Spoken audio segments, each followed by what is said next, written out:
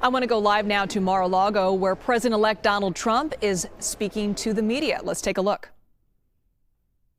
Our country, the investment will support massive new data centers across the Midwest, the Sun Belt area, and also to keep America on the cutting edge of technology and artificial intelligence. He's very big into the data centers, and that's going to be a very hot item in the coming years, as you know, with AI.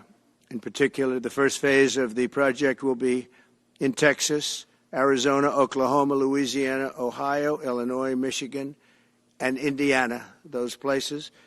And Hussein, I'd love you to come up and say a few words. Thank you very much. Thank you. Thank you. Thank you, Mr. President. It's been amazing news for me and my family when he was elected in November. We've been waiting 4 years to increase our investments in U.S. to a very large amount of money. We are a company operating in more than 20 countries around the world. We have delivered more than 45,000 luxury units and another 45,000 in the pipeline. In data center, we are in 10 countries around the world, in Asia, Europe, and Middle East. And we're very, very excited now with his leadership and his open strategy and policy to encourage businesses to come to U.S. For the last 4 years, we've been waiting for this moment. And we're planning to invest $20 billion and even more than that if the opportunity in the market allow us. But at the moment, we're planning $20 billion in data center, catering for the AI and cloud business for the hyperscalers. Fantastic. Thank you, Mr. Great President. honor. Thank you very much. So nice. And that man knows what he's doing. He knows. So, Hussein, we're going to work with you and make sure everything goes smoothly. We have powers that haven't really been used in terms of environmental. If you invest over $1 billion in the United States, we're going to give expedited reviews to everybody because everyone's afraid they're going to come in and get caught in the quagmire, which is very prevalent in the United States, unfortunately, the quagmire of environmental and various other regulations and rules. And I made it a point of telling people if you invest $1 billion or more, and we'll do this for people with far less too, but we guarantee it. We're going to move them quickly through the environmental process. Sometimes people held up 12, 13, 14, 15 years. I saw it with plants in Louisiana where I got it approved in literally a week. They were through the review in 1 week after spending 14 and a half years trying to get it, and they were going nowhere. It was a terrible thing. So I've been a victim of that myself over the years, and I think I know all the games and all the tricks that are played, and much of it is just done to stop progress. So we're going to be helping you and everybody else that comes to the United States and wants to invest their money, that you don't get tied up for the rest of your life and you can't do anything. This commitment further underscores that many of the greatest business leaders on earth are seeing a very bright economic future for America since the election. As you know, a lot of positive things have happened. We are inheriting a difficult situation from the outgoing administration, and they're trying everything they can to make it more difficult. Inflation is continuing to rage, and interest rates are far too high. And I've been disappointed to see the Biden administration's attempt to block the reforms of the American people and that they voted for. We had a landslide election. We won every swing state. We won the popular vote by millions and millions of people. Nobody even knows how many people, millions. And they're still counting in some areas. You know, they're still counting the vote in some areas. Can you believe this? What a place. What a horrible place. One of the things we're going to do is we've got to fix the election so that we get honest counts and they get done by 10 o'clock in the evening or something thereabouts. They have places where they're still counting votes. President Biden's actions yesterday on offshore drilling, banning offshore drilling, will not stand. I will reverse it immediately. It'll be done immediately. And we will drill, baby, drill. And we're going to be drilling in a lot of other locations. And the energy costs are going to come way down. They'll be brought down to a very low level. and that's going to bring everything else down. That's what caused it to go up, along with the ridiculous spending on the Green New scam, all this money, trillions of dollars. It's like throwing it right out the window, what they're doing. And they're trying to spend so much now. They're just taking money and giving it to anybody that wants it for any project at all, if it's certified under the Green New scam. And they don't work, and it's too expensive. And, you know, they told me that we're going to do everything possible to make this transition to the new administration very smooth. It's not smooth because they're doing that. They're playing with the courts, as you know. They've been playing with the courts for 4 years, probably got me more votes because I got the highest number of votes ever gotten by a Republican, by far, actually, by a lot. And, you know, we had a great election, so I guess it didn't work. But even to this day, they're playing with the courts. They have their friendly judges that like to try and make everybody happy on the Democrat side. It's called lawfare. It's called weaponization of justice, and it's happened at a level nobody's ever seen before. So many. I defeated deranged Jack Smith. He's a deranged individual. I guess he's on his way back to The Hague, and we won those cases. Those were the biggest ones, and the press made such a big deal out of them, but we did nothing wrong. We did nothing wrong on anything, and the people saw that. You know, when they vote, when a Republican, it's not easy for a Republican. When the Republican wins the popular vote by millions and wins all 7 of the swing states, people said, well, he could win 4. We won all 7, and we won them by a lot. That tells you we won. That tells, and they've been watching this injustice. I call it the Injustice Department. What they've done is so bad. The whole world has watched that. And it took work, but it got me a lot of votes because when explained, I mean, we have a judge in New York who's a very crooked judge. I'm under a gag order. I can't even talk about aspects of the case that are the most vital aspects. I'm under a gag. Do you know that I'm the president-elect of the United States of America? I'm a former very successful president. We had the greatest economy in the history of our country. We had borders that were sealed and beautiful. Everything was good. We had no wars. We defeated ISIS. We had no wars. Now I'm going into a world that's burning with Russia and Ukraine, with Israel. You took a look at that attack on October 7th, the attack on Israel, with the horrible way they got out. Not the fact that they got out. I would have been out before them. But we would have been out of Afghanistan with dignity and strength as opposed to looking like a bunch of fools with 13 dead and many, many badly, horrifically injured. Nobody ever talks about them. No arms, no legs. Nobody ever talks about them. The way they got out was outrageous, leaving billions of dollars of brand new military equipment that I bought in the hands of the Afghans and specifically the Taliban. It's the group. And we were doing very well. We would have been out. We would have been respected. I think it's one of the reasons it was so badly handled, that withdrawal where people are jumping onto airplanes, falling off the sides of airplanes when they're 3,000 feet in the air. And nobody's ever seen anything like that, the worst. And because of that, I think Russia went and attacked Ukraine. When they saw that, they said, these guys are incompetent. They don't know what they're doing. But we know what we're doing now. And that's going to all end. And we have a great military. I defeated ISIS, as you know. We're in no wars. I just finished a couple. And we got also our soldiers guarding Syria and Turkey. We're in the middle. We had 5,000 soldiers there. Would have been gobbled up with 2 armies. We had one army, 300,000. We had another one, 500,000 or 600,000, getting ready. We had 5,000 people in the middle. I said to a general, how do 5,000 people do in that case? And the general just looked at me and said, not well, sir, not well. And I took him out. And you know what happened? Nothing. I got criticized. I saved 5,000 lives, actually. And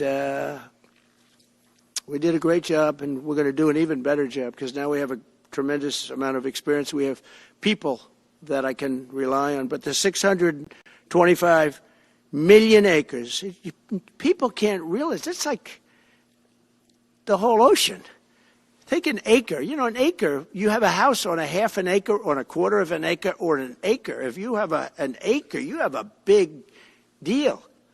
Now you multiply that by 625 million acres. it's like, feels like the whole ocean. And that's our strength, you know. People can say we manufacture, we don't manufacture. The thing we have oil and gas more than anybody in the world. We're going to have more of it, too. But they took away 625 million acres of offshore drilling. Nobody else does that. And they think they have it, but we'll put it back. I'm going to put it back on day one. I'm going to have it revoked on day one. We'll go immediately if we need to. I don't think we should have to go to the courts. But if we do have to go to the courts, you know, they try to be sneaky. They go in and they sign. Remember, this is a man that said he wants the transition to be smooth. Well, you don't do the kind of things. You don't have a judge working real hard to try and embarrass you. Because I did nothing wrong. By the way, I did nothing, absolutely nothing wrong. If I did something wrong, I wouldn't be standing here right now because I've won all these cases. Nobody's ever won so many cases as I have against the Justice Department. I mean, Jack Smith had cases all over the place. People were being subpoenaed. Lives were being ruined. They were spending everything they had, money. We were helping them out. We had to. They were subpoenaing people that had no idea what they were even talking about. That's a sick group of people. And it was all to influence the election. It was all a fight against a political opponent. We've never had that in this country. We have had that in certain countries. We've had that in third-tier countries. We've had that in banana republics, but we've never had that in a place like the United States. I don't even know if it's been on a small level. I'm sure it has been on a small level, but this was the largest level ever. They brought this moron out of The Hague. He's a mean guy. He's a mean, nasty guy. His picture was perfect because you look at his picture, you say, that's a bad guy with his robe, his purple robe. And he executes people. He shouldn't be allowed to execute people because he'll execute everybody. He's a nut job. But we won all of those cases with him. And, I mean, I don't know the judge in Florida, but we had a brilliant judge in Florida that saw right through it. And we won the case. She was a brilliant judge with great courage. You know, the left, as we call them, the radical left, they have a way, they play the ref, and they play it very hard. They play the ref. They go and say horrible things about judges and prosecutors. And some judges and prosecutors say, look, the only way I'm going to get these people off my back is to give victory to them. They're playing the ref. I think it's illegal what they do. It's almost like talking. It's worse than talking to a judge. But the judge in Florida, Judge Cannon, was brilliant and tough, and she didn't stand for it. And I don't know her. And never met her until the case, and I don't believe I said even one word to her. But she was very, very strong and very, very brilliant. And her opinion was so brilliant that they dropped their appeal. They couldn't beat the appeal.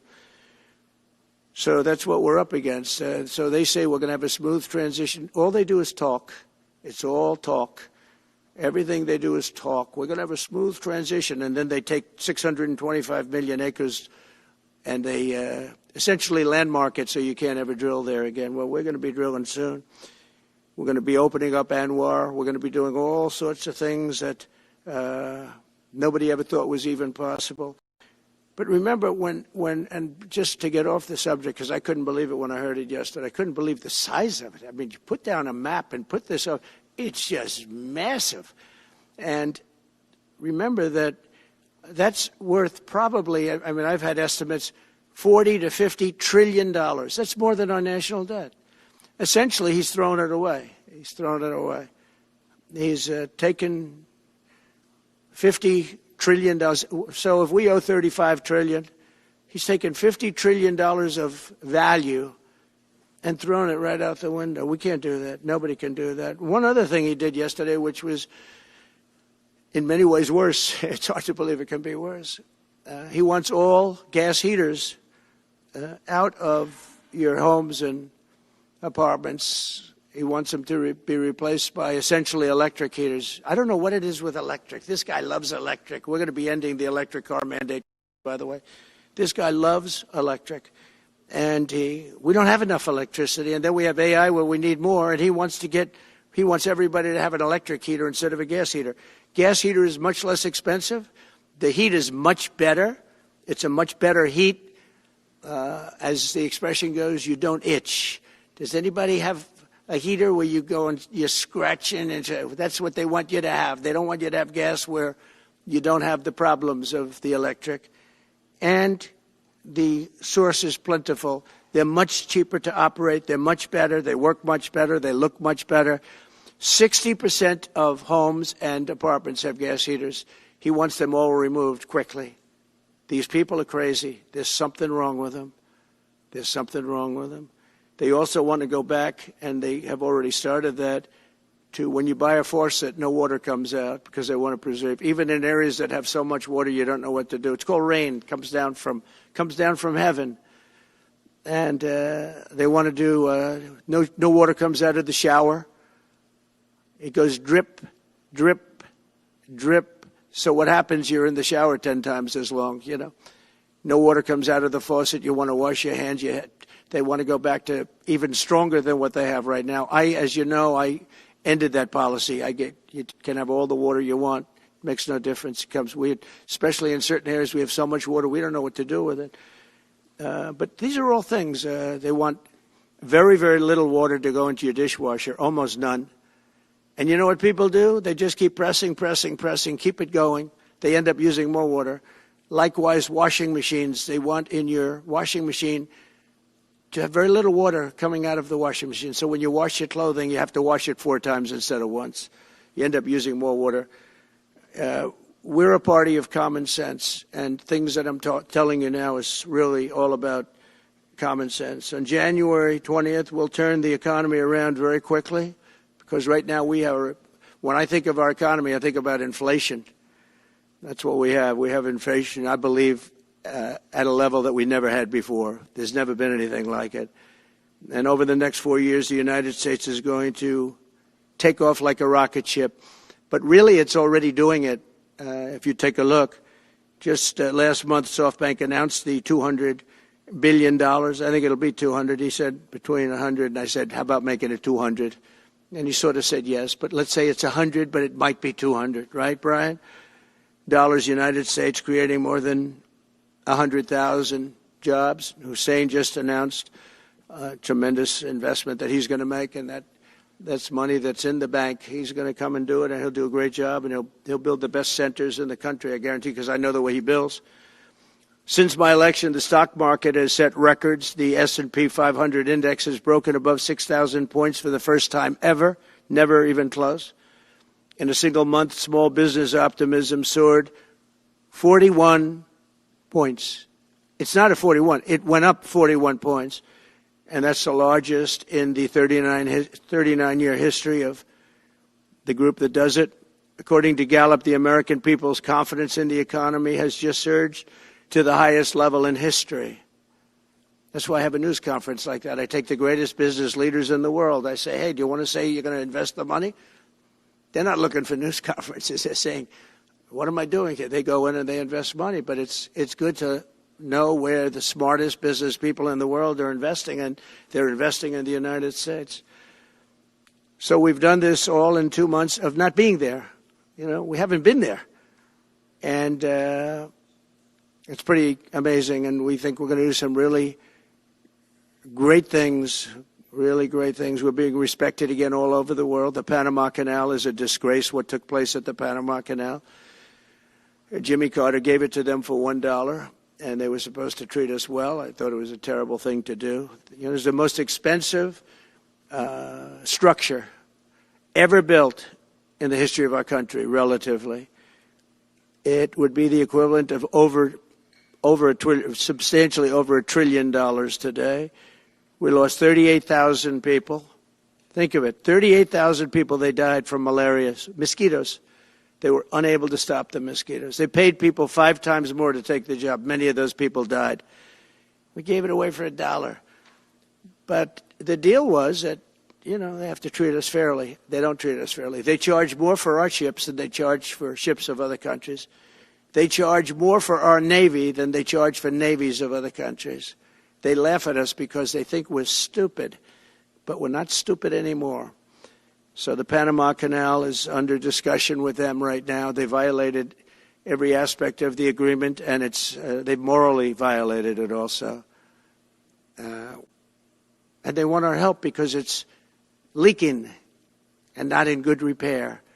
And they want us to give $3 billion to help fix it. I said, well, why don't you get the money from China? Because China's basically taken it over. China's at both ends of the Panama Canal. China's running the Panama Canal. And they come to see this Biden, this guy who should never have been allowed even to run for president. Of course, she shouldn't have either, because that never happened. It had to be two people, not one. But they want $3 billion to fix the Panama Canal that's run by China and makes a lot of money, China. One of the most profitable structures ever built, because you have ships lined up back to Florida, frankly, and they just keep going through, and the numbers are staggering, $500,000 to $1 million a ship. And they took it away from us, meaning we gave it to them for $1. But not going to happen. What they've done to us, they've overcharged our ships, overcharged our Navy. And then when they need repair money, they come to the United States to put it up. We get nothing. Those days are over. Working with the Republican majorities in Congress, we'll cut taxes, slash regulations, raise wages, and boost incomes at a pace the world has not seen before, and certainly not from our country.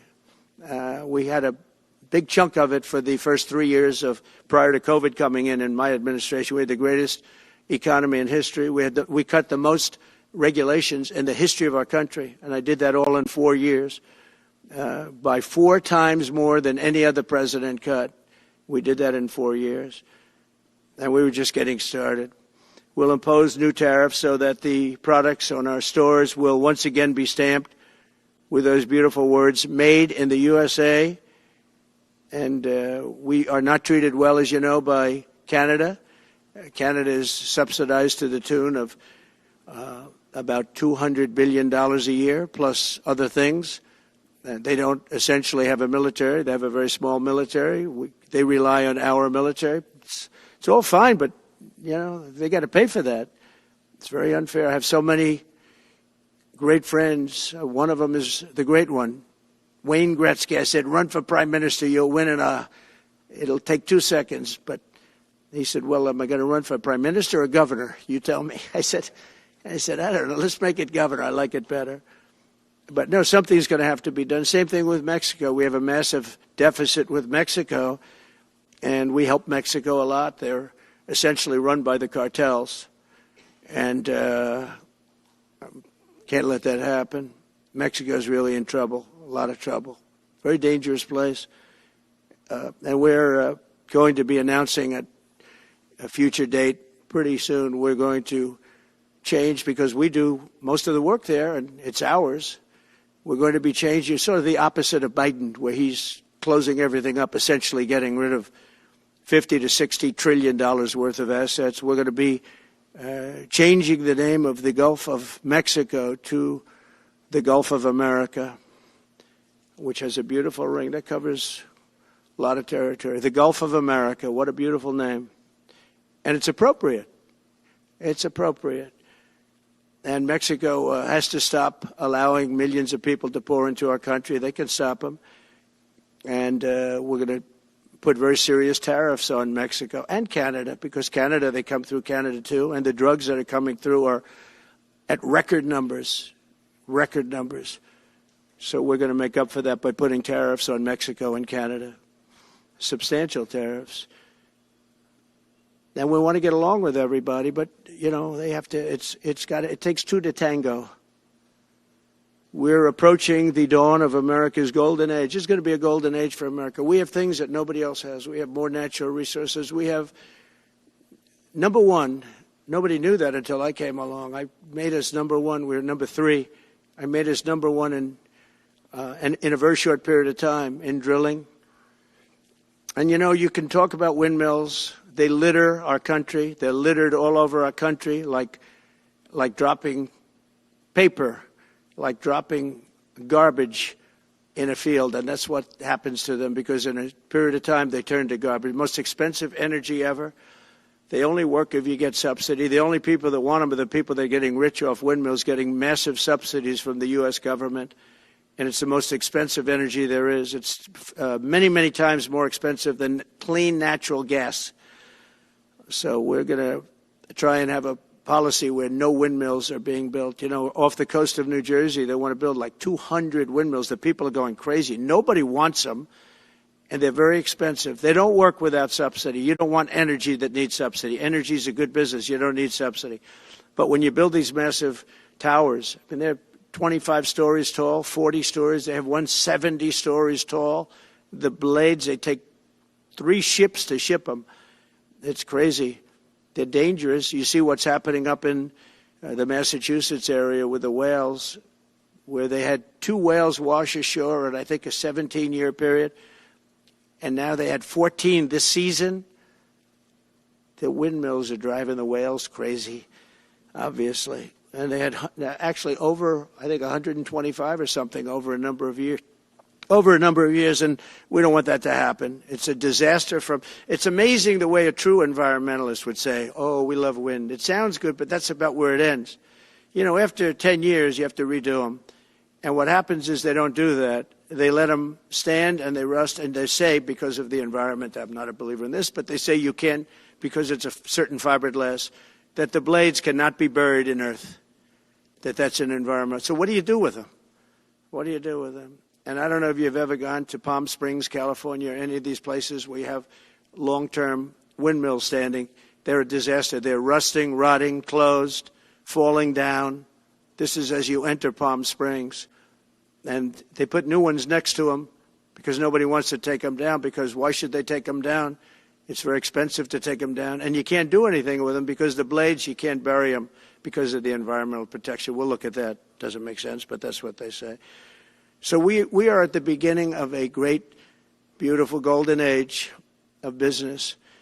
And I think we're also at a golden age of common sense, because everything I'm saying to you, from a simple water faucet that doesn't allow water to come out appropriately, to all of the other elements of what we do and what we're going to do, to take $50 to $60 trillion off our country's balance sheet because some man that has no idea what he's doing, has no idea. You know it, I know it, the Democrats know it. What they did is a crime by allowing that to happen. And I'll bet you, if you asked him today, how much acreage did you submit? Essentially, did you destroy? You destroyed the economic viability of drilling in the ocean. And with AI coming along and all, you know, a lot of people don't realize that AI is going to be a big thing, but you'll need double the electricity at least that we have right now. So right now we produce electricity for many, many different things. AI is a very big deal in terms of the future. China is already building electric facilities, big, bold electric facilities. And you know how they're being fired up? With coal. They're being fired up with coal. And we're going to build bigger and better ones.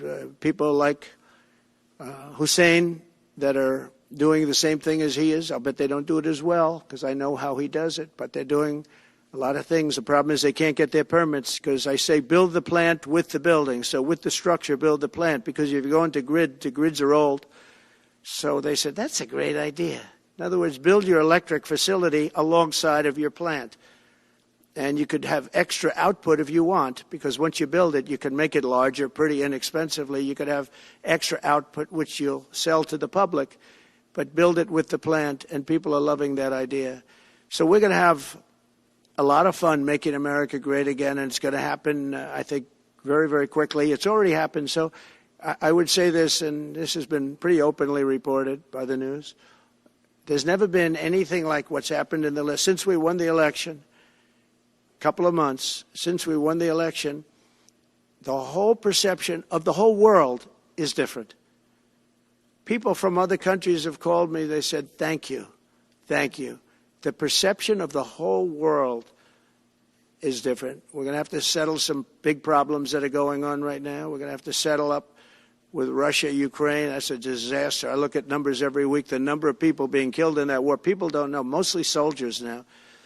But the towns have been obliterated. This was a Biden fiasco that he got. That should have never happened. If we had a real president, if we had a president that knew what he was doing, Russia would have never, ever gone in. But they did go in, and we have a mess. The cities are all blown up. The people have largely left. And the soldiers are killing each other at levels that haven't been seen since the Second World War.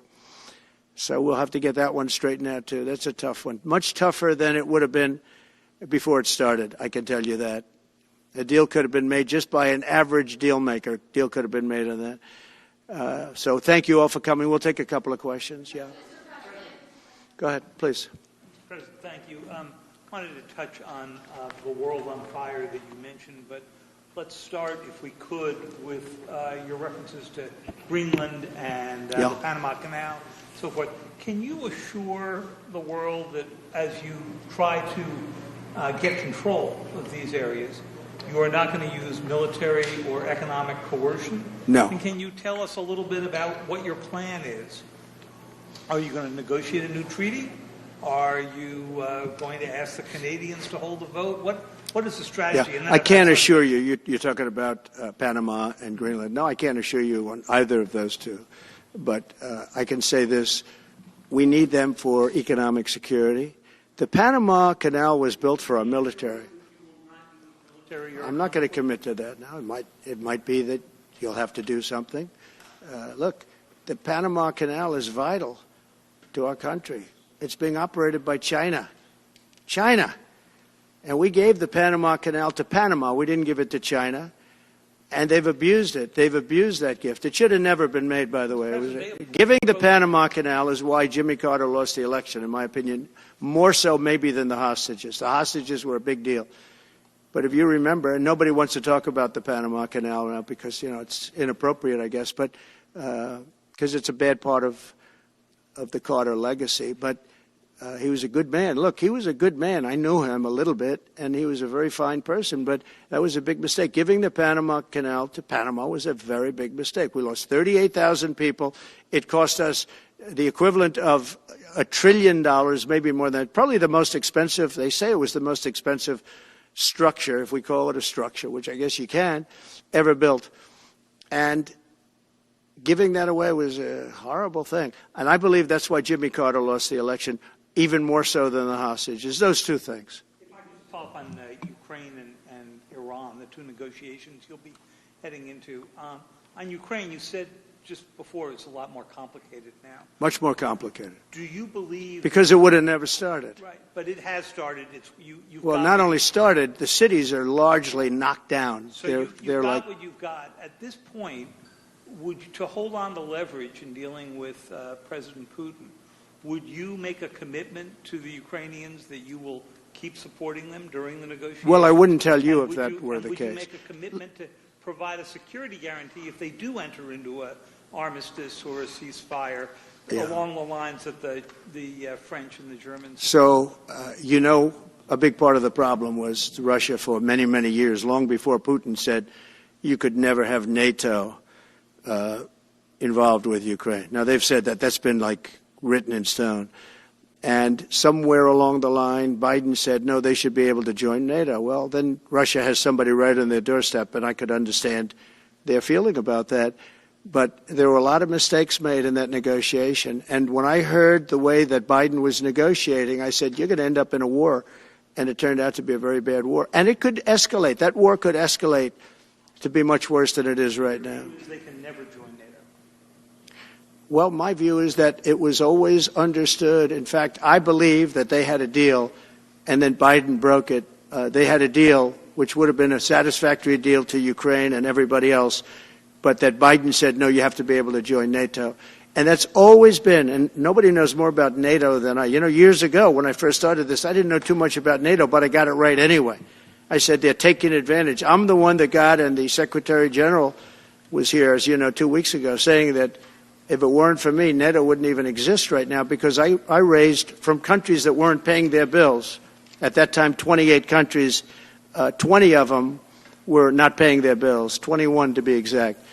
They weren't paying, or they were paying very small. And I raised over $680 billion. That was the number he gave, by saying, if you don't pay, we're not going to protect you. And as soon as I said that, the money came pouring in. But Obama could have said it. Other people could have said it. Bush could have said it. Nobody said it but me.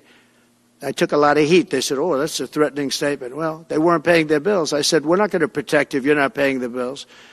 So in a true sense, I saved NATO, but NATO's taken advantage of us. And one of the problems that I have, and I've said it openly, I said it to President Zelensky, Europe is in for a tiny fraction of the money that we're in. Now, whether you like that situation or not, Europe is much more affected than the United States. We have a thing called the ocean in between us, right? Why are we in for billions and billions of dollars more money than Europe? And, you know, they're a similar size, a little smaller, but they're a similar size economy as the United States when you add them up. And yet Europe is in for a small fraction of the number the United States is in. Now, Biden could have called them up during the term. That's what I did. I said, you have to pay your bills. And they all, one stood up. I won't say who. You'll probably have it because the papers, the media hated to report on it. But a prime minister stood up from a country, you know, a famous meeting of 28 nations with no press, no anybody in the room. He stood up. He says, does that mean if we don't pay our bill, and at that point it was 2%, it should be 5%.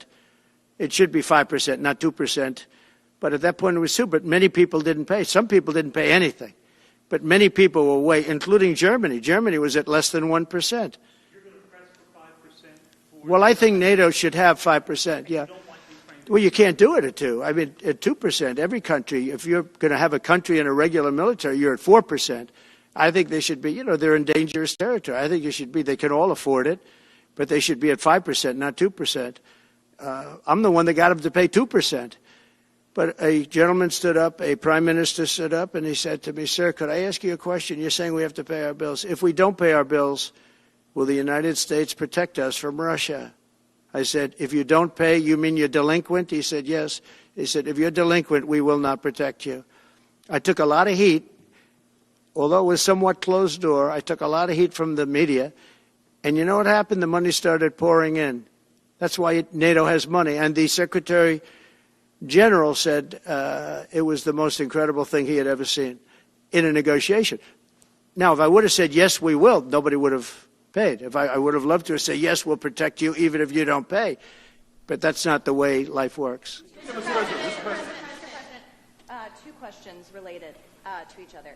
First, you said on your first day of office you're going to pardon January 6th defendants. Are you planning to pardon those who were charged with violent offenses? Well, we're looking at it, and we have other people in there. And as you see, I guess 24 or 28 people came now from the FBI. That came out very quietly. Nobody reported it, but they had people in some form related to the FBI. They had 4 or 5 people that were strongly related to the FBI. We have to find out about that. We have to find out about Hezbollah. We have to find out about who exactly was in that whole thing, because people that did some bad things were not prosecuted. You know, I see it all the time, and you see it too. People that were doing some bad things weren't prosecuted, and people that didn't even walk into the building are in jail right now. So we'll be looking at the whole thing, but I'll be making major pardons. Yes, please. Please. On Jack Smith's report. Good afternoon, Mr. President. It's good to see you again. 2 questions about Syria and the ongoing war in Gaza. About Syria, the Pentagon disclosed last month the U.S. has some 2,000 troops in Syria. That's almost double the number initially we were told of 900. Will you keep that troop capacity the same upon taking over? Well, I won't tell you that because that's part of a military strategy. But I will say it was Turkey. Turkey's been after that country in different names and different forms and shapes for 2,000 years. Those people that went in are from Turkey. And President Erdogan is a friend of mine. He's a guy I like, respect. I think he respects me also. He's the one that didn't go after certain people after I requested that he not. You know who I'm talking about, the Kurds. I don't know how long that's going to, because they're natural enemies. They hate each other. But he didn't do that yet. And he didn't do it in the past also. He started, and I said, please don't do that, and he didn't do it. So, but if you look at what happened with Syria, Russia was weakened, Iran was weakened, and he's a very smart guy. And he sent his people in there through different forms and different names, and they went in and they took over, and that's the way it is. I'm sorry, I don't mean to interrupt you. Do you have concerns about HTS taking control of Syria? By the way, I have the envoy here. Is that in the back, standing with my son, Eric, is Steve Witkoff, who's just got back from the Middle East, and he's done a fantastic job. He's a great deal maker. I said, what we need there is a deal maker, because nobody makes a deal. We have people that understand where the rivers are and where the meets and bounds are, but they can't talk. They can't make deals. Steve's done a great job. I just want to thank you, Steve. You've been working endlessly for months, and he's working specifically on the hostages, trying to get them back. Well, that was my second question. Is Hamas Steve, come up for a second. Maybe you might want to say a couple of words. Sir, I didn't another hostage. I didn't know Steve was going to be here, actually. Neither did I. He's done a fantastic job, and it's a dangerous job, too, and we appreciate it. He didn't know about this kind of danger and the other deal-making he does. Now he sees a lot of big danger. Come on up, Steve. Mr. President, can I ask you a second part of that? Hamas Yeah, just one second, hostage please. video. I'm going to give you a little report on the hostages, if I can. Steve? Thank you very much. Thank you, Mr. President. Wow. Well, I think we're making a lot of progress, and I don't want to say too much because I think they're doing a really good job back in Doha. I'm leaving tomorrow back to go to Doha, but I think that we've had some really great progress, and I'm really hopeful that by the inaugural, we'll have some good things to announce on behalf of the President. I actually believe that we're working in tandem in a really good way, but it's the President, his reputation, the things that he has said that are driving this negotiation, and so hopefully it'll all work out and we'll save some lives.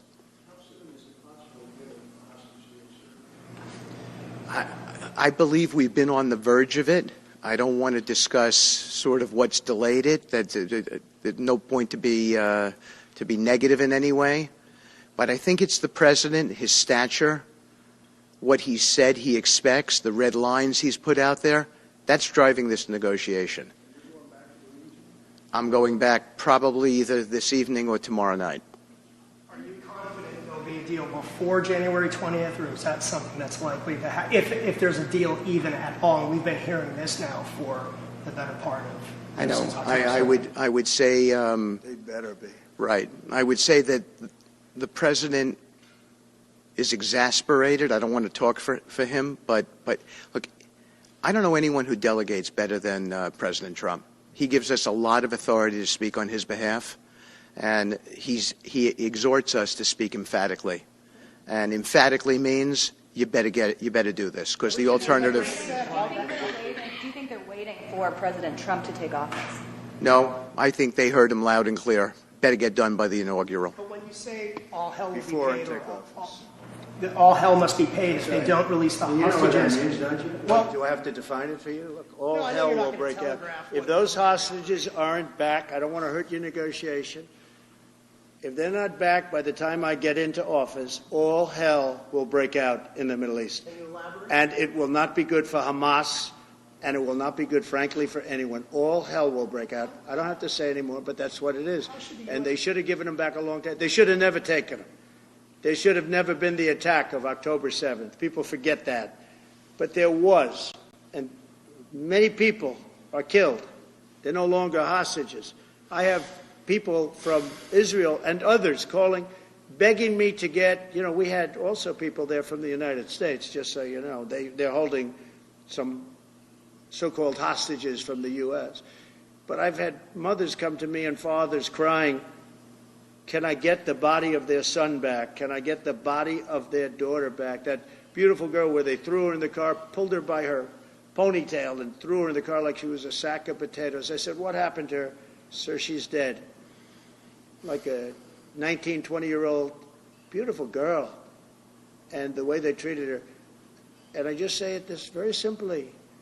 Steve's got a job to do. He's a great guy, great negotiator, great person. They respect him over there already. It's what we needed over there. We have people that know everything about the Middle East, but they can't speak properly. They don't know.